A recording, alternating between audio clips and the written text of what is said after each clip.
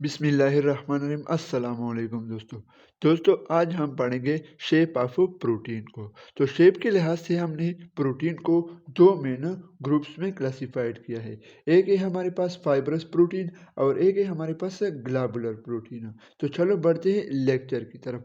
सबसे पहले हम इनकी शेप की बात करते हैं। तो फाइब्रस प्रोटीन जो है इनकी फाइबर लाइक शेप होती है और ग्लोबुलर प्रोटीन की जो शेप है वो है स्पेरिकल शेप्ड यानी कि बॉल लाइक शेप्ड होती है। इसके बाद अगर हम स्ट्रक्चर की बात करें तो फाइब्रस प्रोटीन जो है वो सेकेंडरी स्ट्रक्चर में एग्जिस्ट करते हैं, जबकि ग्लोबुलर प्रोटीन जो है वो टर्शियरी स्ट्रक्चर में एग्जिस्टेंस करते हैं। इसके बाद हमारे पास इनकी सॉल्युबिलिटी है। जो फाइब्रस प्रोटीन है ये इनसॉल्युबल है वाटर में और ग्लोबुलर प्रोटीन जो है ये वाटर में सॉल्युबल है। इसके बाद हमारे पास इनकी रोल्स है, यानी कि इनका क्या फंक्शन है। फाइब्रस प्रोटीन जो है इनका स्ट्रक्चरल रोल है, जबकि ग्लोबुलर प्रोटीन का जो है इनका फंक्शनल रोल है। अगर हम इनकी एग्जांपल की बात करें यानी कि इनका कैसे स्ट्रक्चरल रोल है, तो मायोसिन जो है ये एक फाइब्रस प्रोटीन है जो कि हमारे स्केलेटल मसल्स को बनाता है। इसी तरह केराटिन भी एक फाइब्रस प्रोटीन है जो कि हमारे पास यानी कि हेयर को हमारे बालों को बनाता है। और ग्लोबुलर प्रोटीन की फंक्शनल रोल किस तरह है इसको देखते हैं। तो एंजाइम जो है ये एक ग्लोबुलर प्रोटीन है जो कि हमारे पास बायोलॉजिकल कैटलिस्ट का काम करती है। इसी तरह हमारे पास एंटीबॉडीज़ भी ग्लोबुलर प्रोटीन है और ये यानी कि रेजिस्टेंस इम्यूनिटी सिस्टम को बनाते हैं। और हार्मोन भी ग्लोबुलर प्रोटीन है हमारे पास।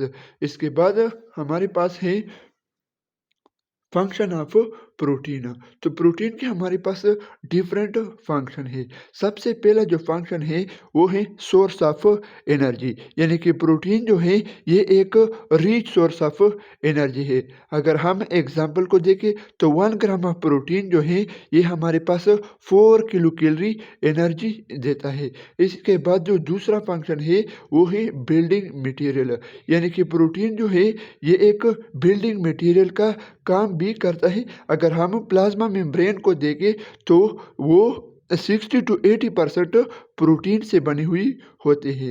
इसके बाद हमारे पास प्रोटीन का जो तीसरा मेन फंक्शन है वो मसल कंट्रैक्शन में है। मायोसिन और एक्टिन जो कि प्रोटीन इन नेचर है वो मसल कंट्रैक्शन में एक अहम रोल अदा करते हैं।